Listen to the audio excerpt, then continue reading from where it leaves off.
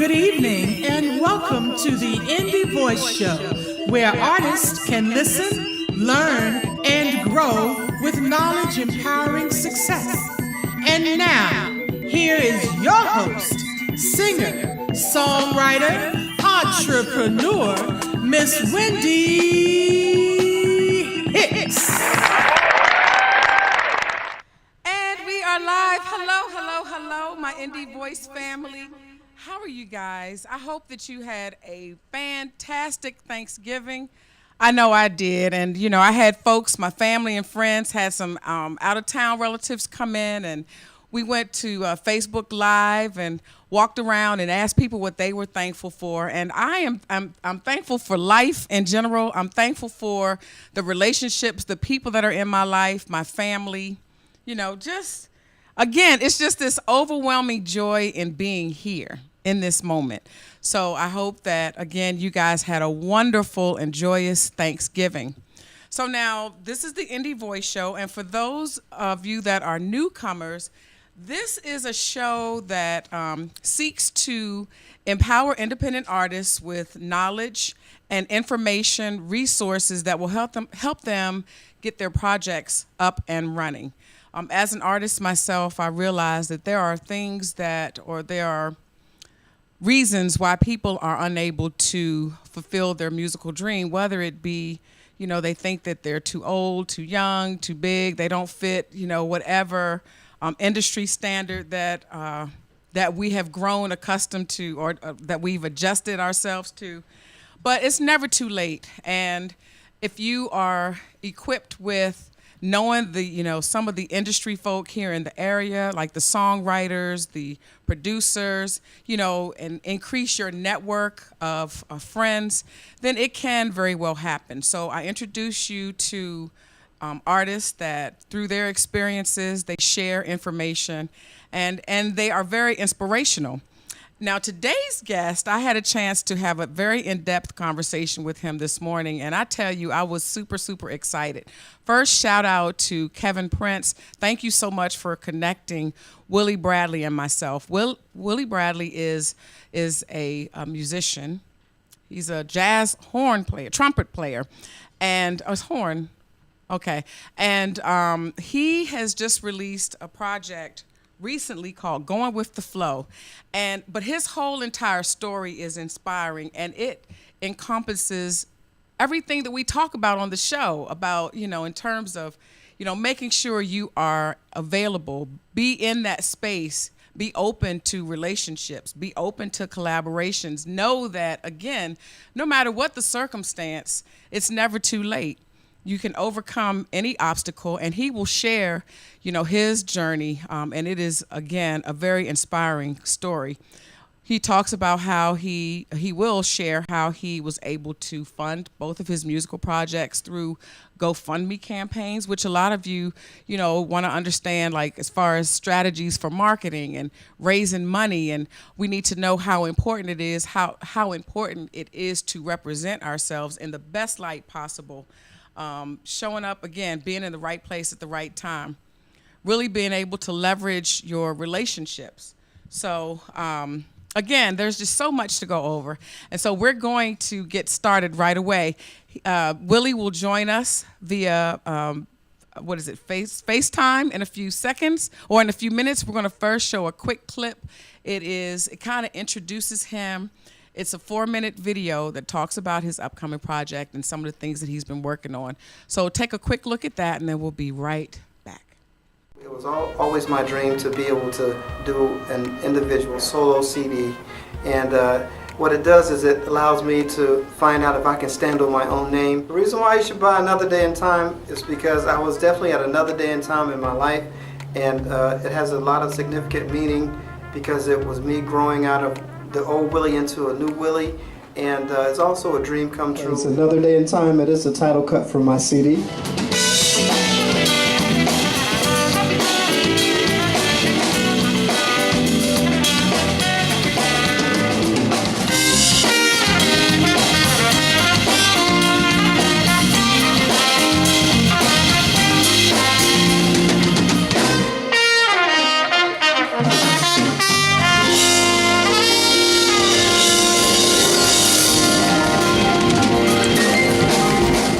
on 29th. What You Won't Do for Love, written by Bobby Caldwell, will go to radio. It features Mr. Lynn Roundtree on trumpet. What you want to do for love?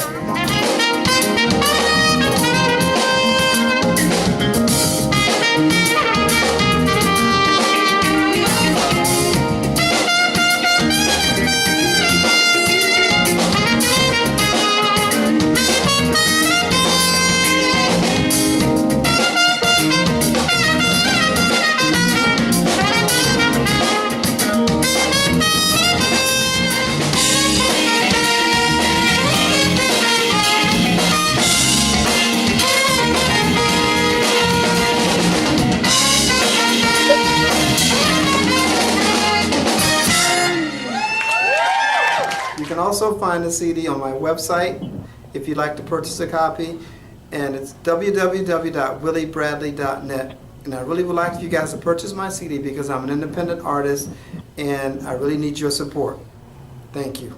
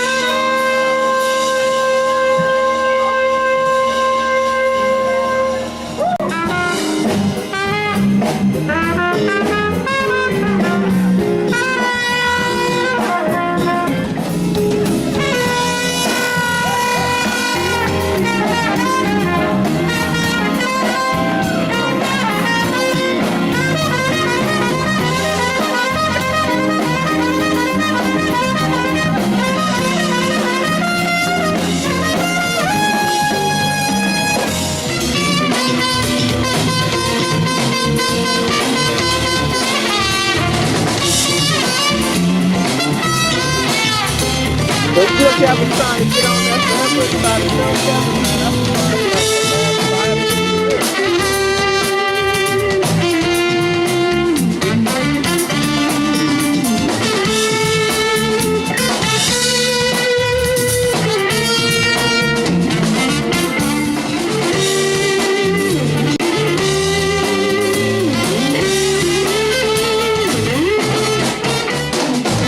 this is coming to be on my Valentine's show.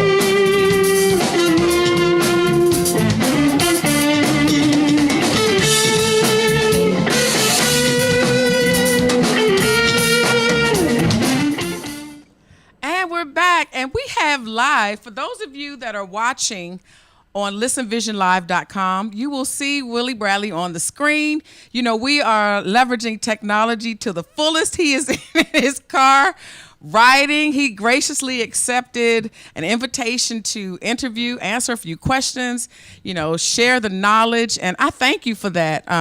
Looking forward to you coming on the show and performing live. I'm looking forward to that myself. So how are you this fine Saturday afternoon?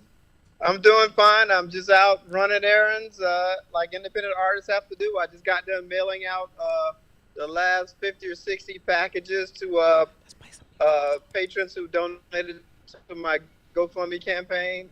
And I just got done finishing and mailing out the last few packages for their incentives. Okay. All right. Well, we're going to get to that. We have so much to cover in such a short amount of time. So we're going to get in as much as we possibly can. I don't know if you heard the intro, but your story or musical journey encompasses all that we talk about to motivate and inspire others to follow their dreams. And my audience will soon understand what that means as we go through the interview and you share your experiences. Now, let's start with our conversation this morning. You shared how, it was a true wow conversation. It seemed like all I could say was wow after everything that you said. But you talked about how the record labels really had nothing to offer you because you were already so well prepared. You had, your packaging done. You had your music done. Marketing, everything was on point. So let's start from there and work backwards. How did you get to the point of being so well prepared? How does this journey start for you? Okay, this journey started in 2011 when I decided that I wanted to really get serious about recording and trying to get out and doing some of the major jazz festivals, and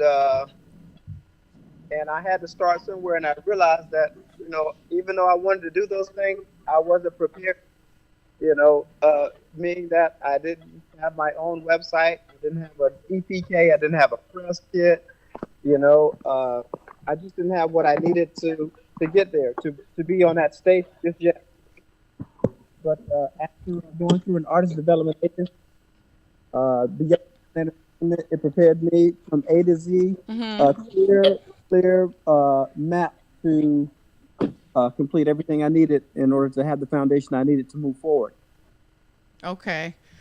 And it's interesting because I have a friend, Samora, the comedian, and one of the things that she shared with me was that, doing comedy was not her passion to begin with. She started out as a teacher, and she was trying to figure out, she knew that wasn't it for her. That wasn't her life. And she actually picked up a book and read about how to be a comedian and followed it from A to Z. And here she is, this, world-renowned comedian, making movies and living her dreams. So all that to say that, yes, the knowledge is out there. There are resources available. People just have to take the time and learn and study their craft. Absolutely. There you are. So do you, in terms of even going beyond that, I don't know how much you're willing to share, but one of the things we talk about is it's never too late, no matter what. Life happens sometimes, and we, get sidetracked, and sometimes we think that life is pretty much over, or it's, too late to dream the dream and live the dream.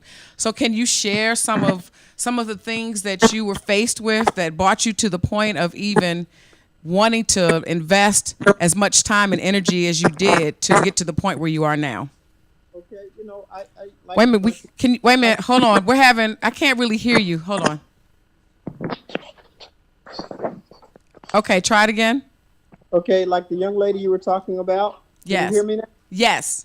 The young lady you were talking about, I was a school teacher as well for about 14 years. I was a music teacher, and I was always playing locally in in a local band in the region here. Mm-hmm. And but I always wanted to do more, but it was I was stuck in the recreational drinking and drugging, and what was recreational became a habit that I couldn't quit, to the tune of about 6 DWIs, a total 3 calls, and I've gone to rehab 4 times.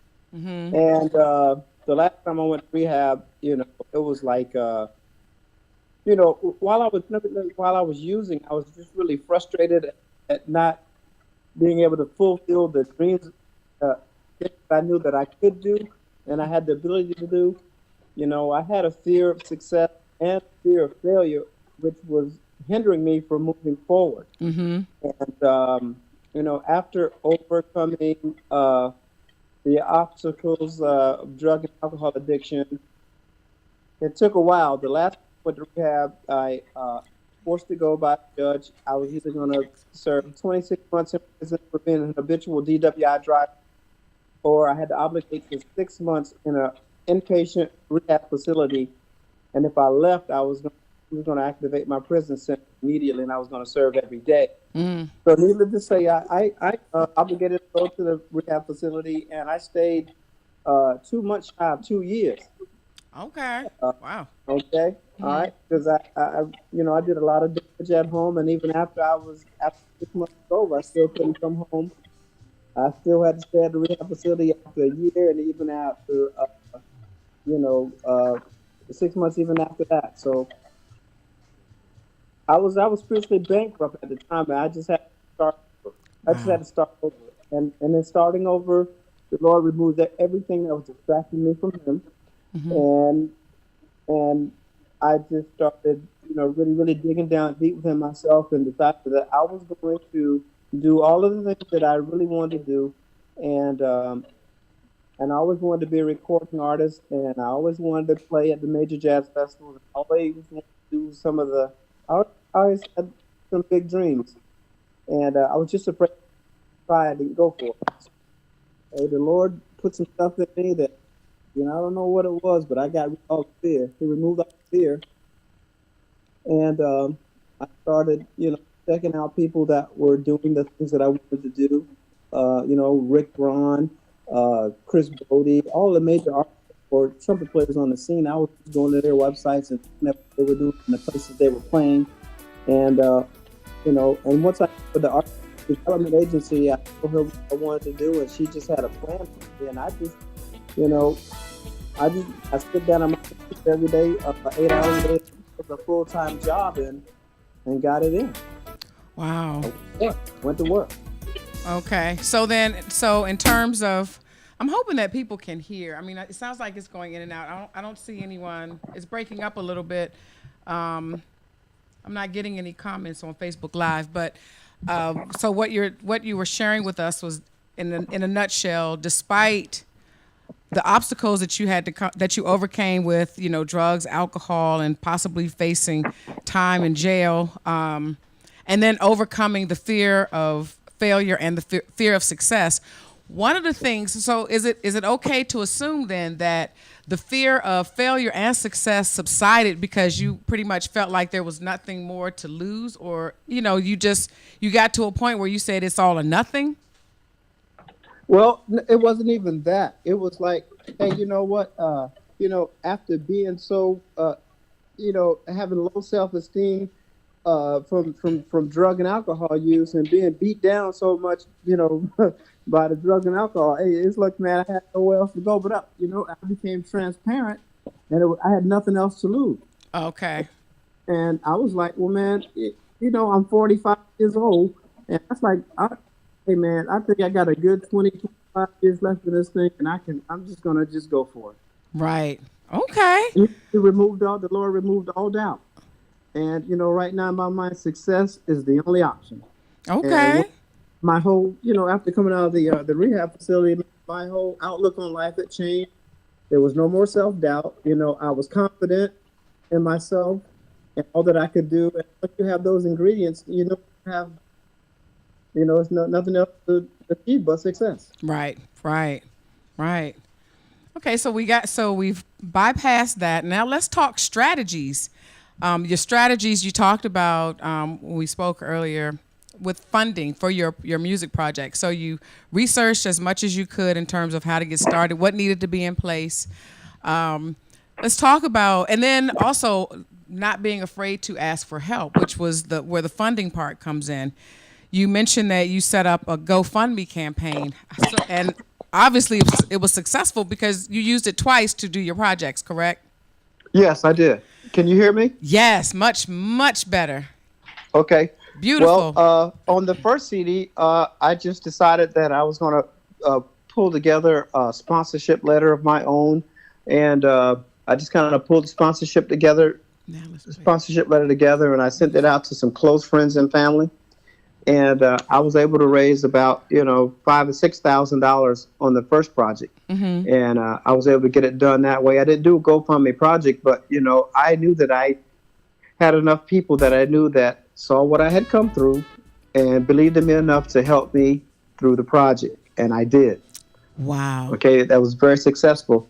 And on the going with the Flow project, I wanted to do much more in my music, and I wanted to take it to another level and show some maturity and growth in my music with adding some more A-list artists like Gerald Austin, Club Nouveau, Bob Baldwin, Greg Manning, producers of that nature. It was going to cost a little more money, so I put together a GoFundMe campaign and was able to raise the $21,845 to get the CD done. Wow! And raising that money, it allowed me to get the top-notch producers in the industry, like Preston Glass, who was responsible for Kenny G's Dual Tone CD project. Preston was also the co-writer and producer of System of Survival for Earth, Wind, and Fire. George Benson, Natalie Cole, Lionel Richie, and several of the artists, Regina Bell. And after meeting him, I knew I had hit the big time. Yes. And then let's talk about, can you share the story about even how you were connected to him? Because it shows how you part of it is showing up and being open, because you never know who's in the audience, who's going to be feeling your music, and how that person can connect you to the person that could really open doors for you. So can you share that story? Right. Okay. Well, earlier last year when I started the project, I met I was opening for Walter Beasley at a show here in Fayetteville, and Geraldine Felder was at the show. Geraldine Felder is the widow of Wilton Felder, who was a bass player and saxophone player for the Jazz Crusaders. Well, she flew in from LA because her friend was the promoter for the show. So after my set, she came up to me and asked me for a business card, and she said that she enjoyed my set, being a trumpet player, and she said I was dressed nice. She said my stage presence was great, and she says I was very articulate. And so she came up to me and asked me for a business card, and she said that, okay, well, I'm from Los Angeles, but I'm going to call you on Monday when I fly back. So she called me on that Monday, and we talked for a while, and she was asking me some questions about where I wanted to go in my music. And I said, well, I really want to take it to the next level. And I really wanted to, do a better CD than I had and show some growth in my CD than I did the first one. So she said she had somebody she wanted to introduce me to. And she told me his name was Preston Glass. She asked me, well, do you know who Preston Glass is? And I said, no, ma'am. So she said, okay, well, autograph 2 CDs and mail them to me. Autograph 1 to Preston and autograph 1 to me. And I'm going to give it to Preston, and I'm going to have him call you when he receives the CD. Well, I kind of forgot about it. Everybody asks you to mail them CDs, and everybody say, well, they're going to help you. You just give them the benefit of the doubt. I didn't know if she was going to help him out, or even if I was going to hear from her again. Right. But hey, you got to take that chance. So anyway, Preston called me, and he said, hey, my name is Preston Glass. And he said, are you Willie Bradley? I said, yes, sir. And he was like, well, I got your CD here, and I like your CD. I like your production on it. And he said, well, do you know who I am? I was like, well, no, but Ms. Felder did tell me about you. He said, well, I'm going to send you a couple of links. I want you to hang up and read the links, and then call me back after you read the links.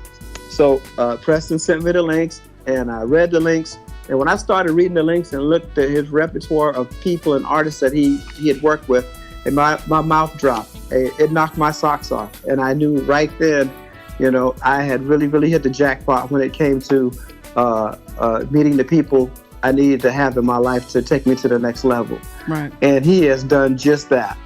So Preston put a plan and a proposal together to write and produce 7 tracks for my CD. And he is very professional as a producer and a songwriter. And we were able to complete 9 of the 11 tracks on my CD in 7 days in Los Angeles. Oh my gracious. Wow. 9 tracks were done in 7 days. Whew. Wow. See, there I go with wow again. See, that's incredible. It just all shows it's something that was supposed to be, because everything just fell into place. Absolutely. Now, not to say, though, because you mentioned that some of the things that she noticed in terms of not only were you extremely talented, but your whole stage presence, how you interacted with the audience, the command of the audience. Those are things that had to be in place because, as you said too, you have to portray yourself in the best light and as professional as possible. What were some of the things that you did to even prepare yourself up to that point? Okay, like I said, I went through the artist development agency, and I had all those things done. Well, and I practice a few hours each day, and believe it or not, I was already doing what I'm doing now years ago. I was just drinking and drugging. Mm-hmm. I've been doing it for years. I have not changed anything, but I just stopped drinking and drugging. Okay, I was already doing that. I've always been doing that. Okay. So I just got serious about what I was doing, and I just fine-tuned it and just took it to the next level. Okay, and I'm also hearing from that you have to invest in yourself. So you definitely have to invest in yourself. I mean, the commitment that I took with the artist development agency, it took a year. It took almost 2 years to get all the things done that was listed on the sheet to get done. It costs money to get a photo shoot. It costs money to get your website set up. That's like $350. I can tell you the prices of all of them because I paid it. Right. Right. But how do you know? But did you do a lot of research? How did you know? Because there are a lot of scam artists out there as well. So how did you know which were the more reputable agencies to work with? Okay. Well, like I said, I had some help from some independent artists that had already used this particular person. Lynn Roundtree, trumpeter Lynn Roundtree, he's a frat brother, and he helped me on the first CD. Marcus Anderson, Nicholas Cole. I had some friends that kind of coached me through it so that I wouldn't get burnt by the people out there that just take advantage and just rip the new artists to shreds if they don't know what to do and what not to do. Right. So they had done a lot of that for me. And they say, oh, no, don't deal with this person. No, you don't need to deal with that person. Deal with this person. Mm-hmm. So a lot of that was, I had the help I needed, and the people steered me in the right direction to not get burnt. Right. But these people that you came in contact with, though, it wasn't, you had to have a lot of things in place already, correct? Like you couldn't was it also an interviewing process for them to accept you as a client as well? Or could you just walk in and show them what you have, and then they accepted you with open arms and money? Okay, well, let me tell you something. People accept your money. Yes. You have some people that'll accept your money just because you have the money. Right. And, even if you're not a good artist, if you're not talented, some people have been taken advantage of. I know quite a few friends have been taken advantage of. Right. And so they have people out there that'll just take your money just so. Mm-hmm. But I was fortunate not to get a whole lot of that. When you're an independent artist and you fresh and you new on the scene, everybody sees you as a fresh piece of meat, and they all try to take advantage of you. But you have to decipher. You have to have discernment of who you want to work with. Right. Say for instance, I used smoothjazz.com on my first marketing campaign, and it was about $5,000. Mm-hmm. But that was an investment that kind of put me on the map. It did put me on the map because it came with 12 weeks of marketing and 12 weeks of radio promotion, and I needed both of those. And with doing that campaign with smoothjazz.com, not only did they give me the marketing and the radio promotion that I needed to put me on the map, they gave me a lot of knowledge about the industry itself. So I was coached very well by Sue Parker from smoothjazz.com. They coached me pretty well, and I asked questions. Whatever I didn't know, I asked the question. I wasn't afraid to ask the question. I asked them a ton of questions. Mm-hmm. I would stay on the phone with this lady for like hours on end. If there's something I didn't know, I asked her. If she didn't know it, she found out. Mm-hmm. My circle is very small when it comes down to spending my money because I have trust issues, and everybody should have trust issues. Yes. Yes. Because I want to know, hey, well, what am I going? If you're going to get $5,000 of my hard-earned money, what am I going to get? Show me. Tell me. Explain it to me. Mm-hmm. Convince me. Mm-hmm. And a lot of people just don't do that. Right. Okay. So let's see. I'm trying to get through this. I want to make sure we cover as much as we can. We talked. Another wow moment for me. We talked about management and how you researched from A to Z, and you even learned the manager's role and function. And you did enough research where you trained your own manager. So, what are some of the things for those artists that are interested in gaining management? What are some of the things that they need to bring to the table when approaching artists, and what should they look for in their management? Okay, now this manager thing is some people get it mixed up. Okay, so some people get a manager's job description and a booking agent job description mixed up. They're two different entities. Mm-hmm. Okay. Mm-hmm. Now, from what I understand and from what I've learned, a manager's description is to help the artist get all of his websites set up, social media pages, any kind of clerical stuff like maybe an email blast or a newsletter to send out, something like that, just to maintain what the artist needs. And that's for somebody that is not able to sit down and do the things that I did, So little did I know that when I sat down and I got all those things done and I was learning how to do all those things, those are the things that managers are supposed to do. Right. So when I did, and I did speak with several people about, management, not knowing that I had already done that. Mm-hmm. And a matter of fact, it was a manager from the jazz group, the Yellow Jackets. I had a meeting with him in Los Angeles, and we sat down, had dinner at Spaghettini Restaurant. And he was like, well, Willie, you're asking, you're seeking management. But he said, well, let me ask you a couple questions.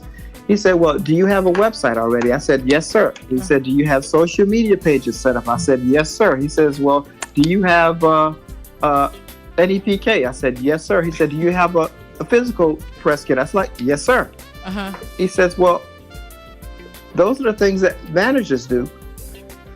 He said, you've already done that. You really don't need management. Just keep doing what you're doing. Gee. So I've heard from the best of the best, because I was seeking, I was seeking a manager at that magnitude when I was starting out, and then I learned some things about management on that level too. If you're not well known enough, they're just not going to take you on because nobody knows who you are. Right. So time took care of a whole lot of what my situation is right now. I had to take the time and invest in myself, keep being in front of people, keep sending my press kit out, keep doing as much as I can on my own, and keep having business card. Pass out your business card at every show. Everybody in the building gets a business card from me. Mm-hmm. On my sets, when I take my breaks on my sets, I'm in the audience and I'm making sure that everybody that's in that building is going to get one of my business cards. Mm-hmm. I'm marketing myself 24/7. That's great, and you've had amazing results. I mean, you've traveled all over the world. Let's talk about that. You mentioned that you've been to Japan, and right now one of your songs, "In the Meantime," which features Gerald Alston, is number 3 on the UK soul charts, and you've also toured in the UK, correct?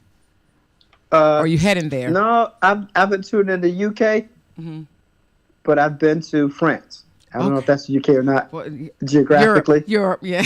Europe, yes, I have. Yes, I have. Yes. Okay, well, April of 2014, I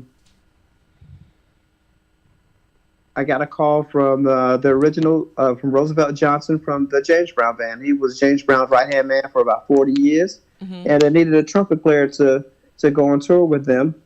They had a 18-city tour. And the original trumpet player couldn't make it. But my best friend from college played with James Brown in the original band for about 20 years. His name is Leroy Harper. And my CD had just came out, Another Day in Time. And they called me and asked me if I had a passport. I told them yes. I just got my passport about a week prior to them calling me.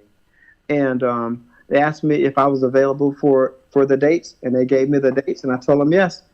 And they called me back a couple of weeks later and said that we're going to send your plane ticket, and we need you to send us your passport so you can, and 2 pictures so we can get you a visa. You going to France. And then they sent me a plane ticket, and I was going to France, and they kept me in the band. We did an 18-city tour with 4 days off in Paris. And that was life-changing for me because, I'd been on a cruise, but I'd never been to France before. Right. But I was prepared. I was ready. I had a passport, and, they sent me the music. I had the music prepared, and I learned, they sent me about 25 of James Brown songs, and I had them down. I was ready. Sounds like you didn't miss a beat.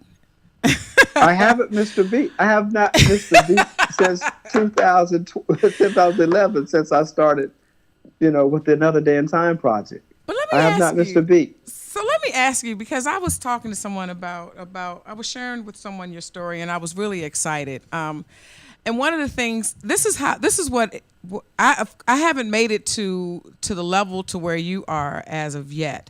But one of the things that I wanted to ask, did you find that as you were moving along and you were like following the advice and guidance from the information that you was reading, and you were starting to see results from the efforts that you put in, did that motivate you even more to just keep going? And and it just did it ignite that flame even more as you progressed? Yes, it did. Yes, it did.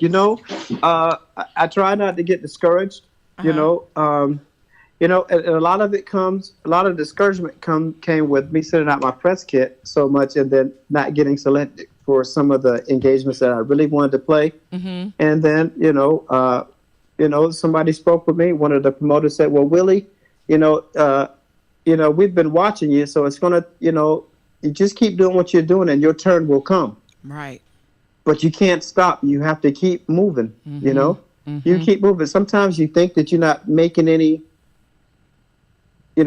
progress, but you're definitely making progress. You just can't see it. But people are watching you no matter what. Yes. So let's take, for instance, I'd been submitting my press kit for the Newport Beach Jazz Festival in California for the last 4 years. Mm-hmm. And I didn't even submit this year, but they called me. Mm-hmm. And I was like, well, and then I saw that they had already had the lineup up. And I was like, okay, well, I might as well just send in my press kit for 2018. And then I get a call a couple of days later, and Rick Sherman, who is the president of the Newport Beach Jazz Festival, mm-hmm. He said, can I speak to Willie Bradley? I said, this is Willie. He said, Willie, this is Rick Sherman from Newport Beach Jazz Festival. I was like, oh, okay. Mm-hmm. Well, I just saw where you guys have your lineup already for 2017. He said, well, no, we created a couple more spots. And are you available? I was like, really? He said, yes. I was like, well, he gave me the dates, and it was June 9th. And I was like, yes, I'm available. And he said, I was like, well, why are you calling me? I didn't even submit this year. He said, well, I have been watching you for the last 3 years, and I decided to give you a shot. Mm-hmm. I saw the progress you've been making. Yep. Wow. So that goes to say you just can't stop. You never know who's watching you. Right. And I'll tell you what, 99.9% of the engagements I've gotten were word of mouth from somebody else that said, you really need to check this guy out. Or, somebody had been watching me for a while and just, hey, my turn came up. Yes.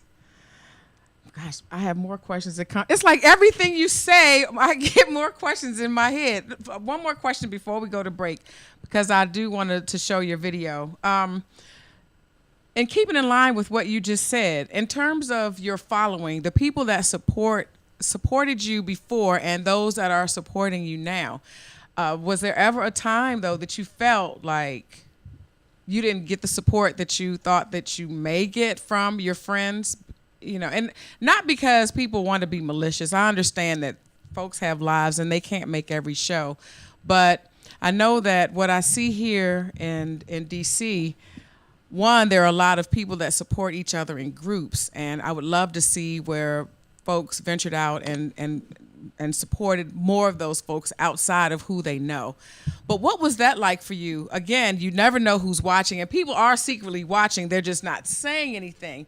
But did you find that as you matured as an artist and as things started to develop for you, that your fan base expanded greatly? Yes. And, you really got to have something you really have to have something that's going to catch people's attention, first of all. Be it your appearance, and you know what? Every opportunity I get a chance to introduce another day and time of my shows, I get an opportunity to talk about my drug and alcohol addiction, because I'm truly living at another day and time in my life right now. So, hey, when people find out that you're transparent and that you're real and that you have no shame and that you're able to, no matter who you're standing in front of, you can let them know that, hey, man, this is what I used to be like. This is what I'm like now. And this is where I'm trying to go. And people recognize real. And when you're real, hey, man, when you're totally transparent, it's left up to them at that point. Right. Okay, we're going to take a quick commercial break, and then we're going to show your video. We're going to show What You Won't Do for Love, the official video. And then we'll come back and talk a little more about your project before we have to end the show. I'm dreading that moment already. But anyway, we'll come right back in a few minutes, okay? Okay.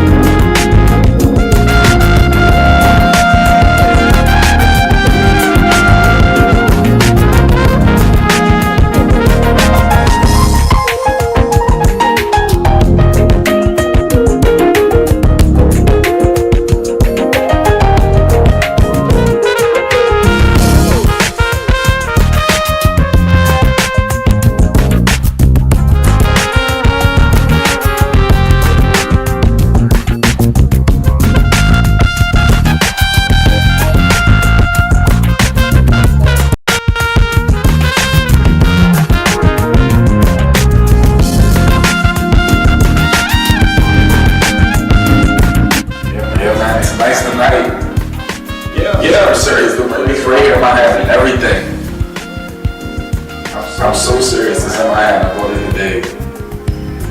I think I'm ready. We about to do this. She's the one, man. I'm in love. She'll definitely be the one. I'm ready.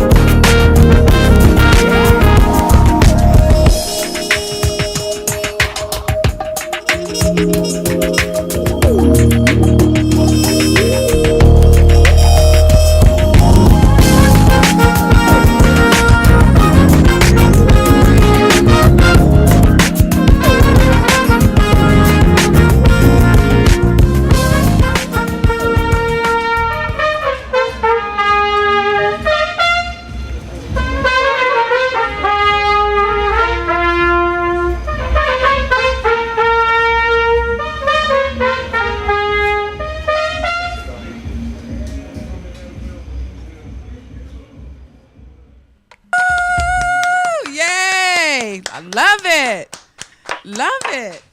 Okay, so your project, your recent project, Going with the Flow.